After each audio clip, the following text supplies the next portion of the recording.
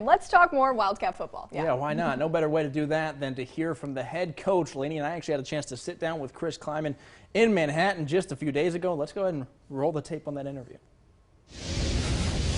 Hello from the Little Apple, where I'm joined with K-State head football coach Chris Klieman. Coach, thanks so much for joining us today. We're happy to have you.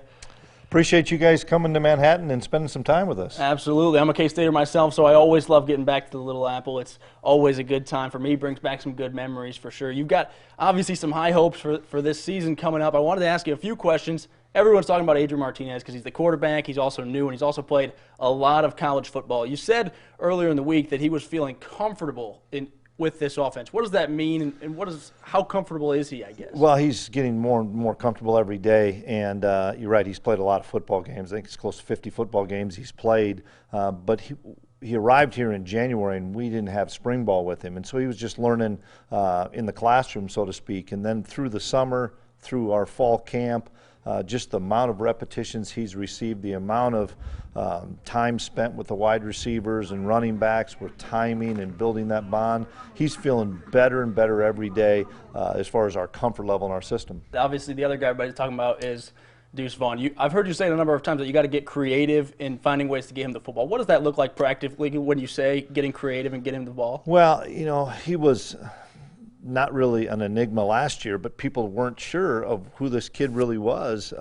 We knew, and then he just had an unbelievable season, and people started to find ways to double team him and gang up on him and at least know where he's at all the times. And so we have to be creative. I know Coach Klein's going to be really creative and finding different ways to get him the football. Now we're excited because we have a guy like Adrian that can run the football as well as throw it from the quarterback position, and we're really deep at the wide receiver position. So I think it's going to take some of the pressure off of Deuce because of all the different people that we have that can make plays. But make no mistake, we also know we've got to find a way to get the ball to number 22. You mentioned Coach Klein there. He told us the other day that he said sometimes he'll get in his bag a little bit and start coming up with new ideas, and maybe you guys have to reel him in a little bit.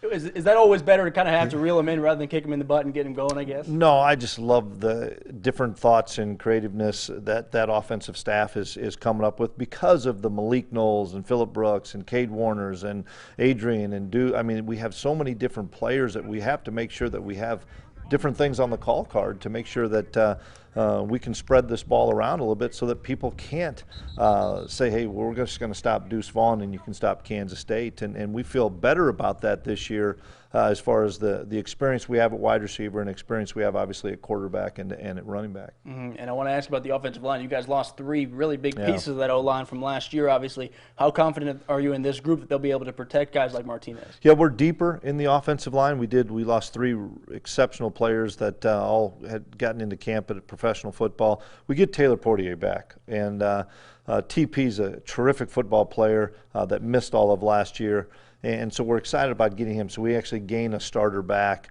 but it's a work in progress. But we have Cooper Beebe that's kind of the catalyst up front that's done a great job. I'm excited about some new faces and new players that are going to help us back there. But I think we'll play 8 and 9 offensive linemen through the non-conference season to continue to gain experience and to continue to provide that depth. On the defensive side of the ball, Daniel Green, obviously a guy that I think Wildcat fans are really excited to watch. He missed a lot of time last year just through targeting penalties, stuff like that. How do you go about adjusting that without having him necessarily play scared? You still want to make the big hits, obviously. He's got to play his game, and he's learned. I know that, but he's 233 last year, 235. Now he's 245, 247 in his weight. He runs really well. He's just he's so comfortable. He understands our system. He's the alpha leader on defense as far as getting us lined up and making the checks and adjustments.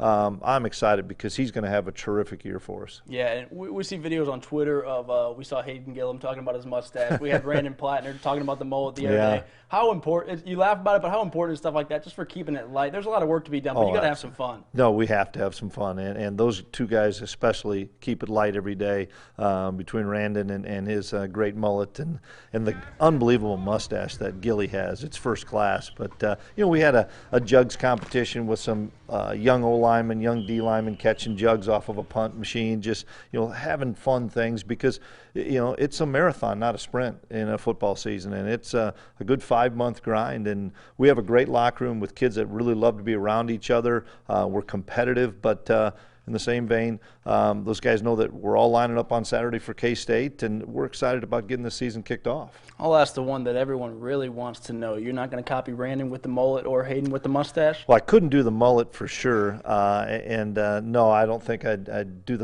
the mustache right now. I'm going to keep it as clean as I can right now. I'll stray away from this year's team just for one question because I know that you would probably love to talk about Skylar Thompson right now. How proud are you to see what he's doing in NFL preseason?